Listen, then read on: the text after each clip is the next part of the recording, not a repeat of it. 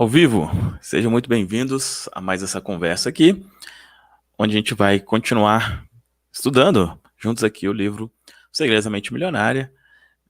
Na semana que vem a gente termina, tá? Hoje a gente vai para o arquivo de riqueza número 12, são 17. Vamos lá, vamos lá. Deixa eu só dar uma conferida aqui, rapidamente. Tudo certo. Beleza. Então vamos lá. Para ser bem direto ao ponto, qual que é esse 12º arquivo de riqueza? Cara, esse é um dos que eu mais gosto.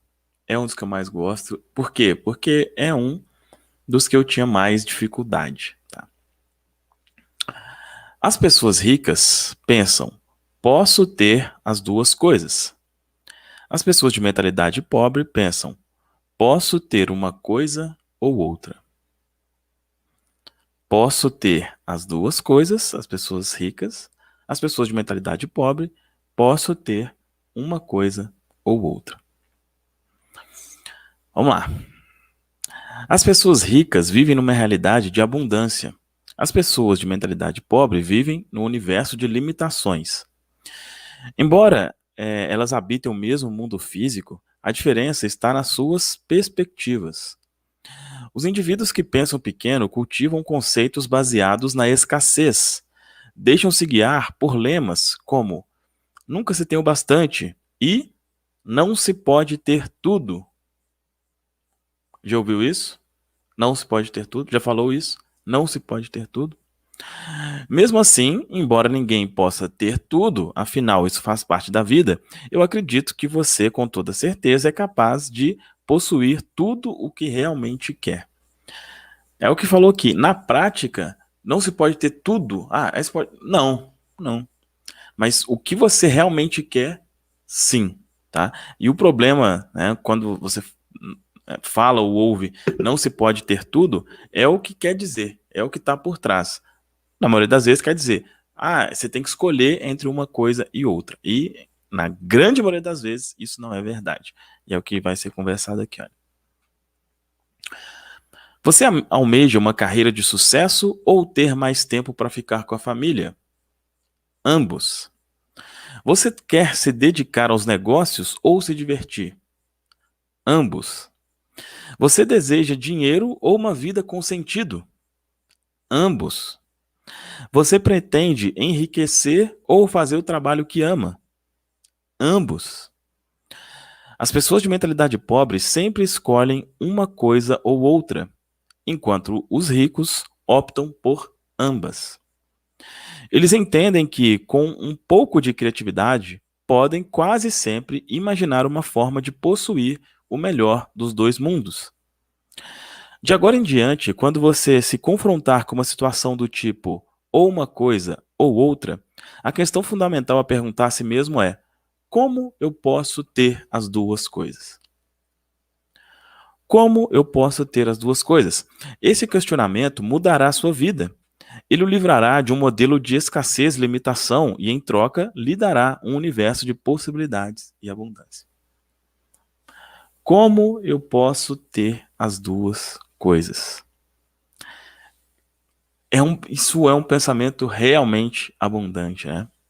Não existe isso de, como falou aqui, né? Você quer enriquecer ou ter uma vida com sentido? As duas coisas. Não tem nada a ver uma coisa com outra. Tem pessoas pobres que têm uma vida com sentido, tem pessoas pobres que têm uma vida sem sentido. Tem pessoas ricas com uma vida com sentido, pessoas ricas com uma vida sem sentido. A questão nessa questão de ter sentido, é que quando a pessoa tem tudo, vamos dizer assim, financeiramente, isso chama mais atenção, né? Fala, pô, o cara tem tudo, mas, por exemplo, é depressivo. Quer dizer que o fato dele ser depressivo é porque ele tem tudo? É óbvio que não, porque tem pessoas que não têm nada e também são depressivas. É outra coisa. Só que quando a gente vê uma coisa como essa, né? Esse exemplo clássico, né? Pô, Uma pessoa é rica e é depressiva, ou não, ele é rico e é dependente de drogas. Ah, ele é rico, a pessoa é rica e cometeu suicídio. Quando você ouve isso gera o quê? Normalmente, né? Pô, ser rico é sinônimo de ser infeliz, de não ter sentido, de tal. O que não é verdade. A questão é, você ouve isso mais vezes porque isso chama atenção. Se é uma pessoa que é pobre, desconhecida e fala que ela é depressiva, isso não chama atenção, isso ninguém, né? Mas é o que mais tem. Então, é preciso desvincular essa questão, especificamente eu falando aqui, relacionada a dinheiro e infelicidade. Não tem nada a ver uma coisa com a outra. Continuando. Peraí. Aqui.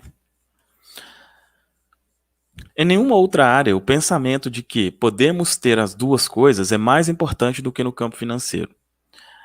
As pessoas de mentalidade pobre acreditam que devem optar entre a riqueza e os demais aspectos da vida. Por isso, racionalizam a posição de que o dinheiro não é importante. Como já disse, essa ideia está errada. Afirmar que o dinheiro não é tão relevante quanto as outras coisas da vida é absurdo. Volto a perguntar: o que é mais importante, o seu braço ou a sua perna? Ambos, é claro, né? Sobre essa questão aqui de o seu braço ou sua perna, eu lembro que eu fiz uma pergunta uma vez, não sei se foi em uma mentoria, alguma coisa assim, onde eu perguntei o seguinte: imagina que você está num médico e você está com dois problemas.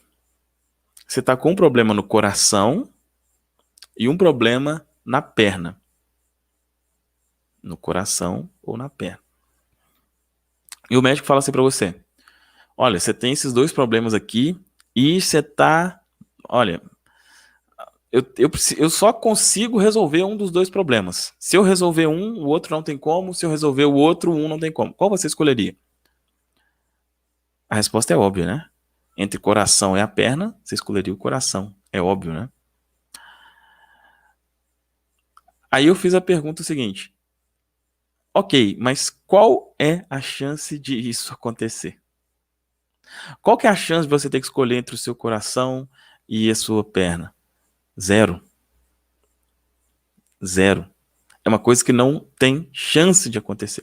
Você não precisa escolher. Não vai ter uma coisa. Ah, não, não, não. Nesse caso aqui, as coisas mais importantes, né? Então, vamos, por exemplo, né, para quem tem filho, né? O filho talvez seja a coisa mais importante. Ou marido, ou esposa, ou Deus, né, para alguns. Imagina que isso seja o coração. E que o dinheiro e outras coisas seja a perna. Não tem nada a ver uma coisa com a outra. Você não precisa, para eu cuidar de uma coisa, tem que deixar. Não tem nada a ver uma coisa com a outra. Você não precisa fazer uma escolha. O dinheiro é um lubrificante. Ele permite deslizar pela vida em vez de se arrastar por ela. Proporciona liberdade para você comprar o que desejar e fazer o que quiser do seu próprio tempo. Com ele, você tem condições de desfrutar o que há de melhor e também a oportunidade de ajudar outras pessoas a satisfazer as suas necessidades básicas. Acima de tudo, ser rico faz com que você não precise gastar sua energia se preocupando com a falta de dinheiro. Ser rico faz com que você não precise gastar sua energia se preocupando com a falta de dinheiro. Você já gastou energia preocupando com a falta de dinheiro? Eu já. Eu já fiquei sem dormir por causa disso. De não saber como fazer. Eu já fiquei. Não sei se você já ficou. É um gasto de energia que não é gostoso, não, né? A felicidade também é importante. Repito, é nesse ponto que as pessoas que pensam pequeno se confundem. Muitas delas acreditam em que dinheiro e felicidade são mutuamente excludentes, né? O que a gente conversou. Ou se é rico ou se é feliz. Isso não passa de programação de quem pensa pequeno. Uma pessoa que é rica, em todos os sentidos dessa palavra, entende que as duas coisas são indispensáveis. Da mesma forma como precisamos de dois braços, de duas pernas, necessitamos de dinheiro e felicidade. É o que a gente já tinha comentado, né? O outro ponto que eu marquei aqui é esse aqui mesmo.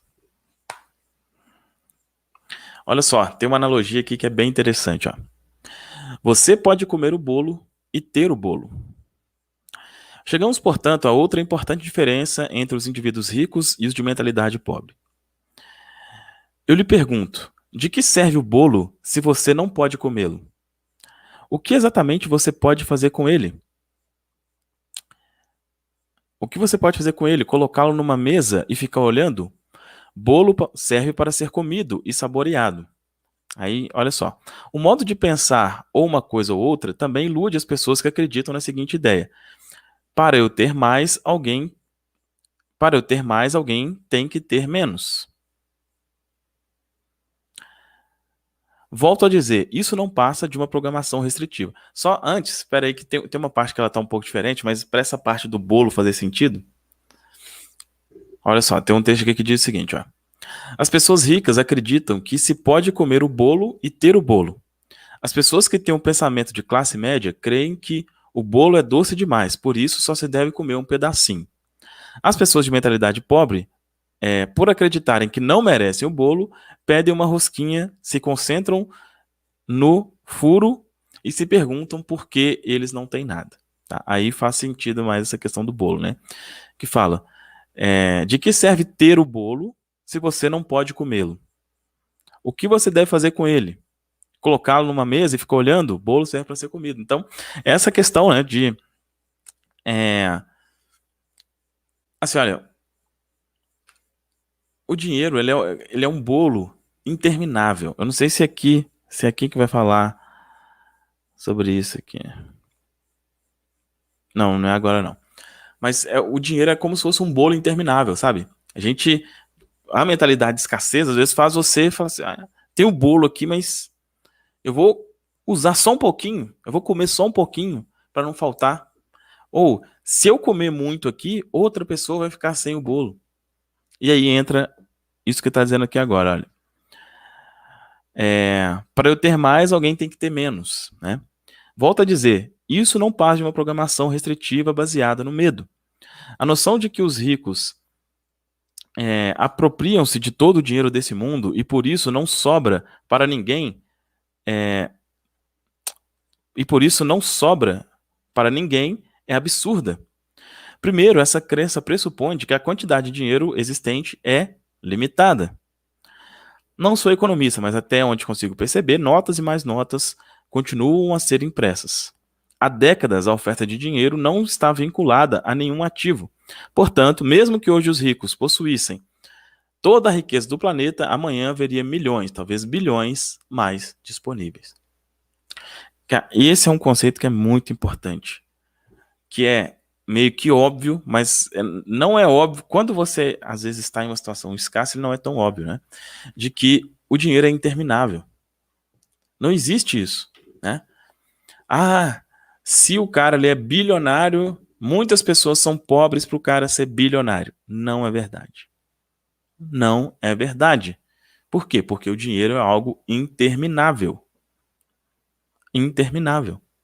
Não existe essa quantidade finita, sabe? E até por isso, eu reforço, né, que mesmo em um momento como, né, o que estamos vivendo, que, óbvio, na questão de saúde é uma questão muito complicada, né?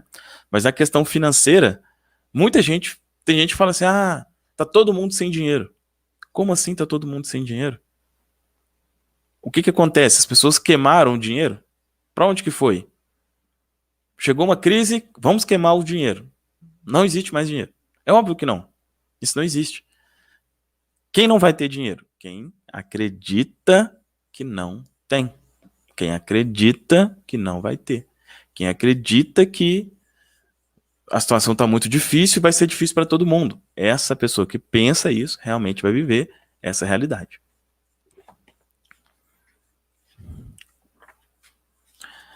Para fechar, aí falando novamente sobre a questão de, né, ser bondoso, ser caridoso e ser rico. Ser bondoso, generoso e afetuoso não tem nada a ver com a quantidade de notas que há na sua carteira. Essas qualidades vêm do que existe no seu coração. Ser puro e espiritualizado não tem relação com a sua conta bancária. Esses atributos se originam do que está na sua alma. Acreditar que o dinheiro tem o poder de torná-lo bom ou mal não passa do modo de pensar ou uma coisa ou outra. Puro lixo programado que não ajuda em nada a sua felicidade e o seu sucesso. Essa ideia também não tem a menor utilidade para as pessoas ao seu redor, especialmente para as crianças. Se você faz absoluta questão de ser uma pessoa boa, seja bom o suficiente para não infectar a geração seguinte com crenças equivocadas que possa ter adotado sem querer. Caso deseje viver de fato uma vida sem limites, deixe de lado o modo de pensar excludente e mantenha a intenção de ter as duas coisas. Isso que falou aqui, de não criar uma geração, como é que é? Infectar a geração seguinte, é uma coisa que eu levo muito a sério, né? Com quem eu tenho controle, né? Que é o meu filho. E eu recomendo você, que se você tiver, né, filhos pequenos, faça isso também, para não colocar a ideia de limitação. Por exemplo, aconteceu um dia a gente está comendo, né, com meu filho na mesa, e ele, eu não sei se ele jogou uma coisa no chão, ele jogou a comida no chão. Alguma coisa assim. Acho que era um pedaço de pizza, ele gosta de pizza, enfim, alguma comida. O que talvez, né, alguns de nós faria? Chegaria e xingava, né? Xingaria, eu acho que talvez alguém deixaria para lá, eu acho que não é coisa de se deixar para lá, é coisa de se ensinar ali, mas talvez xingaria, né? Você sabe quantas pessoas passam fome no mundo? Não sei o quê, você acha que o dinheiro dá em árvore? Isso aí que você tá fazendo é desperdício, é isso, aquilo outro. É uma forma. Mas né, eu sei muito bem, e você também sabe se você acompanha bem aqui, está acompanhando desde o início aqui o estudo do livro. Até mais ou menos os 8 anos é criada a nossa programação mental sobre tudo, também sobre dinheiro. Se eu chego para ele e falo uma coisa desse tipo, é limitação, sabe? Você acha que dinheiro dá em árvore? Você acha que isso? Você não sabe que você tá... Não. Qual que foi a minha reação com ele? Coloquei ele no colo, falei, filho, não pode fazer isso, porque comida a gente não joga fora. Não pode. É muito feio. Aí eu falei uma coisa que, talvez, dependendo de quem ouvir, pode ser uma coisa chata de ouvir, mas é a crença que eu quero instalar nele. Falei o seguinte, filho, a gente tem e sempre vai ter em abundância. Nunca vai faltar nada. Nunca vai te faltar nada. Mas não pode fazer isso. Por isso, por aquilo. Então, eu não coloquei nele, sabe, a coisa de... sabe, vai faltar, você acha que o dinheiro dá em árvore, você acha que a gente é isso. Não, pelo contrário, sempre vai ter, a gente sempre vai ter, você sempre vai ter. Não pode fazer isso, não é porque vai faltar, é por esse outro motivo. Então, se você tem filhos pequenos, aqui eu estou dando um exemplo, tá?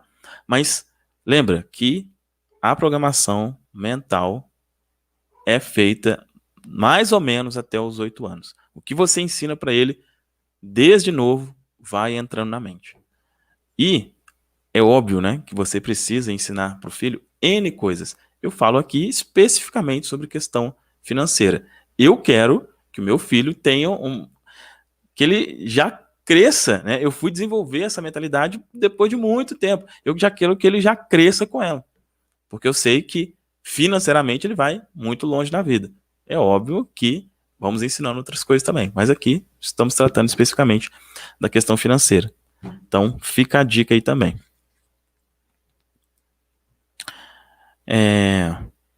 Declaração. Como colocar essa crença na sua mente? Eu sempre penso, posso ter as duas coisas. Eu tenho uma mente milionária. Posso ter as duas coisas. Eu tenho uma mente milionária. Quais são as ações da mente milionária que ele cita aqui? Ele cita 3, né? Pratique pensar em ter as duas coisas e crie maneira de conseguir isso. Sempre que se encontrar diante de duas alternativas, pergunte-se, por que não posso ter ambas?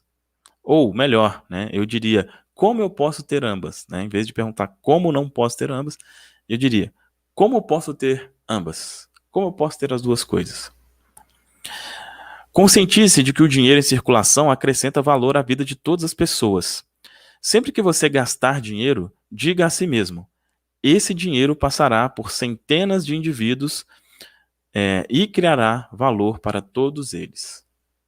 Então, quanto maior a quantidade de dinheiro que você tem, mais você consegue contribuir, não só contribuir doando, coisa assim, não, mas fazendo o dinheiro girar mesmo.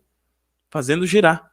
Né? A mesma nota de R$ 100, né, que você tem, uma nota, você pode usar essa nota para comprar uma coisa que essa pessoa usou para comprar outra coisa, que outra pessoa usou para comprar outra coisa. Então, uma nota de R$ 100, ela virou milhares de reais passando de mão em mão. Tá? 3. Pense em si próprio como um exemplo para os outros, mostrando que é possível ser bondoso, generoso, afetuoso e rico. Então, eu sempre falo, é a melhor forma de você ensinar alguém, especialmente alguém próximo, né? A gente recebe muito essa questão, né? Como eu posso ajudar meu irmão, minha irmã, meu pai, minha mãe, meu filho? Dando exemplo. Você quer ajudar eles a colocar isso? Dê o exemplo. Se você quer ajudar alguém a tirar essa crença, seja o exemplo. Tenha dinheiro, seja bondoso. É a forma de... Nada é mais poderoso, né, para mudar uma crença do que o exemplo, aquilo que você vê, né? É o famoso, depois que você vê, não tem como desver. Então, se uma pessoa conhece uma pessoa rica e bondosa, na mente ela já não pode ter a crença de que o rico não é bondoso. Ele não pode ter, porque ele já conheceu um que não era. Tá? Então, é uma forma de você contribuir aí com a mudança de mentalidade de outras pessoas. Beleza? Faltam, então, 5 capítulos aqui para a gente considerar. Amanhã a gente dá continuidade. Lembrando que aqui abaixo tem 2 links. Como programar sua mente para prosperar de forma mais simples e rápida. Link aqui na descrição. E mensageiro próspero. Como você pode fazer dinheiro compartilhando com outras pessoas verdades como essa daqui. Link na descrição também. É isso. Forte abraço. Até amanhã. Tchau, tchau.